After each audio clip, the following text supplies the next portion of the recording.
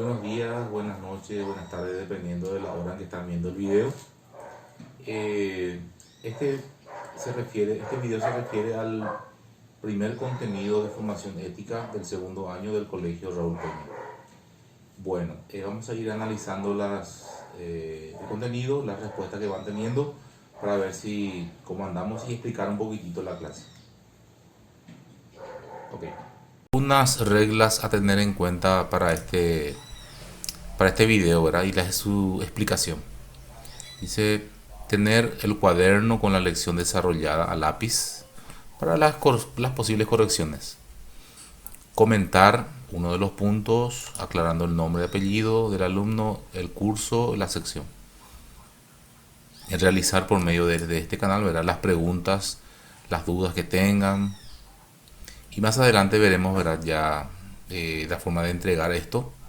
Si esto se prolonga, entonces vamos a ver cómo corregir y sumar los puntos, incluso el examen. Bueno, y también que cada lección va a tener un video explicativo, como este. Bien, vamos a la lección misma. Se copia el título, ¿verdad? El tema en sí, el tema, obviamente, ¿verdad?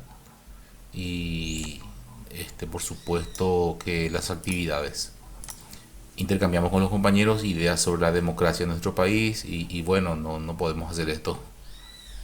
Sí podemos decir que nuestra democracia es, como ya dijimos al principio, es representativa, es también participativa. ¿Cómo participamos? A través del sufragio, el voto, la votación, eligiendo a las autoridades. Bueno, y mencionamos ciertos valores que se destacan en la democracia: la libertad, la justicia social, también la honestidad, dependiendo de cómo, la responsabilidad. Son los valores que se destacan dependiendo, ¿verdad?, de cómo se desarrolla una democracia dentro de un país. En el nuestro no se desarrollan del todo, ¿verdad?, pero es lo que tenemos y tenemos que mejorar. Valores que rigen la democracia. Casualmente el título.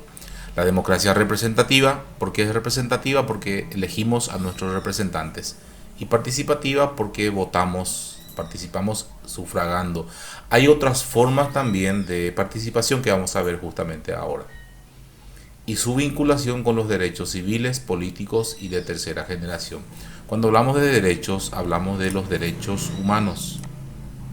Y hay 3 generaciones de los derechos humanos. De la primera generación se denominan derechos civiles, de la segunda generación se denominan derechos políticos y de la tercera generación son los derechos de solidaridad, desarrollo de los pueblos y de la paz. O sea, todos estos se fueron desarrollando justamente a lo largo de la historia de la humanidad. Los derechos civiles, los primeros derechos que fueron reconocidos a partir de la Revolución Francesa. Muy bien, vemos estos derechos civiles, políticos, por ejemplo, derechos civiles y políticos, primera generación. Derechos económicos, segunda generación. Y derechos económicos, sociales y culturales, segunda generación, sería hasta ahí. Perfecto. Y vamos a referirnos ya a las preguntas. Aquí, por cierto, aquí trae la clasificación de los derechos humanos. De la primera generación, en el siglo XVIII, sí, 1789, Revolución Francesa. Estoy diciendo ya, estos son los derechos de la primera generación. Derecho a la vida, derecho a la justicia, derecho a la propiedad, derechos humanos. Aquí tenemos ya de la segunda generación.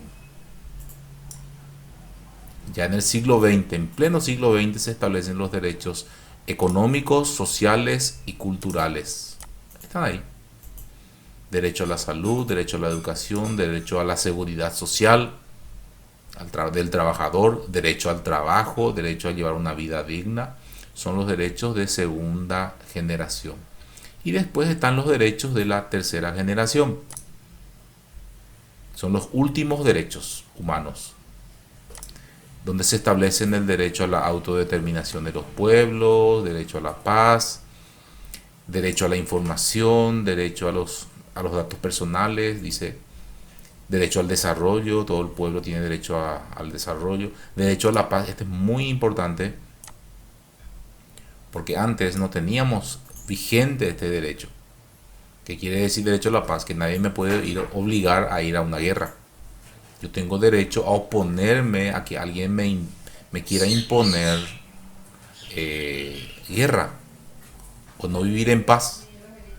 Que incluso esto se aplica a la polución sonora. Nadie puede obligarme a mí a estar escuchando la música que yo no quiero escuchar y en el tono que yo no quiero escuchar. ¿Entienden? Derecho, como dice aquí, derecho a vivir en un ambiente saludable. Derecho a saber en qué se gasta mi dinero.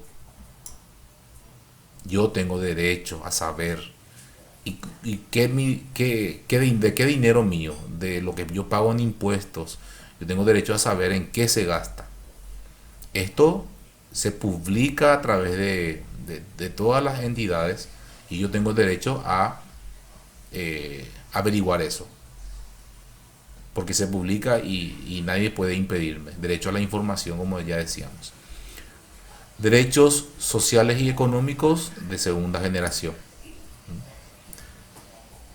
Y entramos en el tema de la democracia en el Paraguay, pero vamos a irnos directamente ya. Decíamos nosotros que es representativa, participativa y pluralista. Sí. Vamos a irnos a las actividades directamente.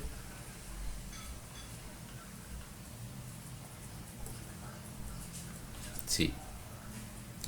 Dice, leo el documento y emito mi opinión. Este señor dice, el director general de la UNESCO. ¿Qué es la UNESCO? La Organización de Naciones Unidas para la Ciencia, la Cultura y la Educación. La cultura, la ciencia y la educación. ¿Qué es lo que emite? Dice, en París, en Francia, en 1997, dice, la paz duradera es premisa y requisito para el ejercicio de todos los derechos. O sea, para que yo pueda ejercer mis derechos, lo primero que debo tener es paz.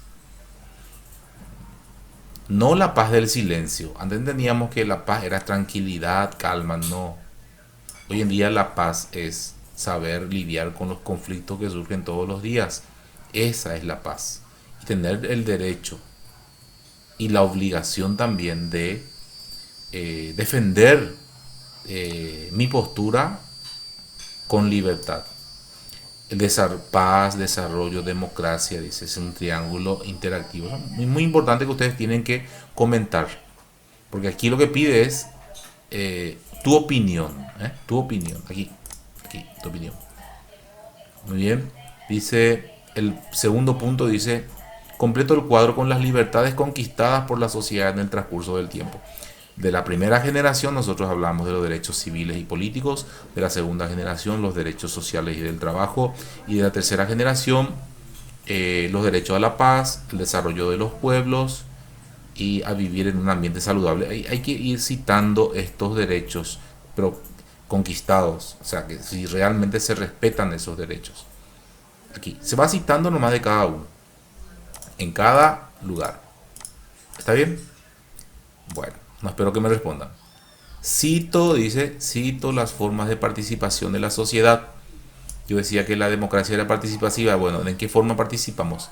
Participamos de cuatro formas, diría yo. Cuatro formas así, bien elementales. El primero es el sufragio. El segundo es con respecto a el referéndum o la consulta popular. Las autoridades nos consultan a nosotros ciudadanos si se quiere cambiar la constitución, por ejemplo. Entonces nosotros votamos, sufragamos y decidimos sí o no. Y la tercera es la propuesta ciudadana o participación en las propuestas de leyes. O sea, cualquier persona puede presentar un proyecto de ley al Parlamento y esto debe ser estudiado, analizado y después promulgado o rechazado según ellos consideren. O sea, la participación ciudadana. Entonces hay tres formas de participación de la democracia. Tenemos aquí, voy a mostrar, yo decía yo, el sufragio, la primera forma de participación, votando, eligiendo las autoridades. El referéndum, que es la consulta popular. Acá están los motivos por el referéndum, por el cual se pueden hacer referendos. Y la iniciativa popular, que es proponer leyes al Congreso Nacional y que ellos deban sancionarlas y ordenarlas, suscribirlas y hacer leyes de eso, si es que ellos consideran que es pertinente. Muy bien, estas son las formas de participación política en la sociedad, de los ciudadanos, de todos nosotros. El cuarto punto dice, es un cuestionario breve, 3 preguntitas. Dice, ¿qué aspectos de la democracia funcionan bien en Paraguay? Miren, este es más o menos, leyendo todo, uno puede extraer. Yo puedo opinar también, ¿verdad? Pero ustedes pueden rechazar mi opinión o ampliar. El aspecto en que el Paraguay funciona realmente, en cuanto a lo democrático, podemos decir, es el sufragio. Sí, porque se sufraga, elegimos a nuestras autoridades. Pero en qué punto es donde no nos falta aún, es en el reclamo. Elegimos a las autoridades, pero no controlamos a las autoridades. Un filósofo, político y pedagogo, Juan Jacobo Rousseau, escribió una obra titulada El control social. El control social no debe ser solamente de las autoridades hacia el pueblo, sino también debe ser del pueblo hacia las autoridades, con respecto a cómo administran el bien público. ¿Y qué es el bien público? El dinero, los bienes del pueblo, que ellos están encargados de administrar. Entonces, falta mayor control social sobre las autoridades. Es según mi opinión, ¿verdad? Ustedes verán cómo harán esto. Con respecto a la siguiente pregunta, dice, ¿qué aspectos de la democracia no funcionan en Paraguay? Es lo que yo estaba diciendo. Falta mayor control social hacia las autoridades. El pueblo debe ser el contralor de las autoridades.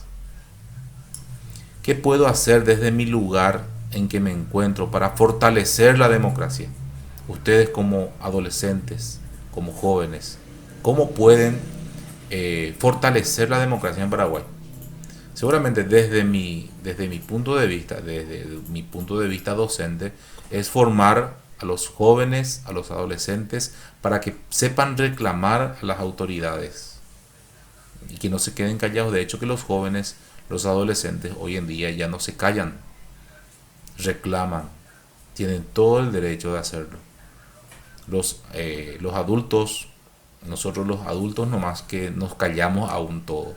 Sin embargo, los adolescentes reclaman, sin titubear, sin dudar. Argumento, explico. ¿De qué manera se deben respetar los derechos humanos? ¿Cómo yo voy a respetar el derecho a la vida? Voy a citar esto. ¿Cómo yo voy a respetar la vida de los demás? Ejemplo, respetando a los demás, a la mujer, a los niños, a las mujeres, a los niños, a los varones, por supuesto, también de acuerdo a las mujeres, pero aquí en donde más problemas tenemos es el no querer respetar el derecho de las mujeres, como está aquí manifestado, ¿verdad? Dice, ¿cómo yo voy a demostrar el derecho y respetar el derecho a la igualdad y la no discriminación? ¿Cómo yo voy a discriminar, mejor dicho, respetar el derecho a la libertad de la conciencia y la religión? Por ejemplo, el tema de la religión es muy importante. Es fácil, sos católico y no le respetas a nadie. Bueno, ponete en el lugar del que no es católico. Incluso ponete en el lugar del que no es creyente. A ver, ¿se le respeta realmente? Como la mayoría somos católicos, y me incluyo, es fácil pues, porque la mayoría somos católicos. Y el resto, bueno, para reflexionar. Después dice acá el derecho al trabajo. ¿Cómo vamos a respetar el derecho al trabajo? Hoy en día, hoy actualmente, las personas no tienen muchas veces ni derecho a trabajar. Bueno, puedes explayarte sobre el tema. El derecho a la salud. Ustedes pueden hacer aquí en el costadito, pueden poner sus comentarios de cada uno, así en cuadros. Ahí, en cada uno en cuadros. Como el derecho a la salud con respecto a esta pandemia, por ejemplo, a este aislamiento que estamos sufriendo. ¿Cómo vamos a respetar ese derecho? Y por sobre todo el derecho de la mujer también. ¿Por qué no? Bueno, estas son las actividades que se van a realizar y que ya hicieron todos seguramente, me imagino.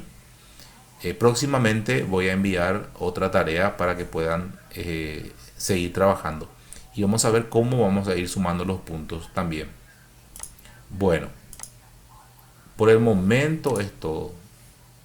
Espero que pasen bien estos días y bueno, y ojalá que nos veamos pronto.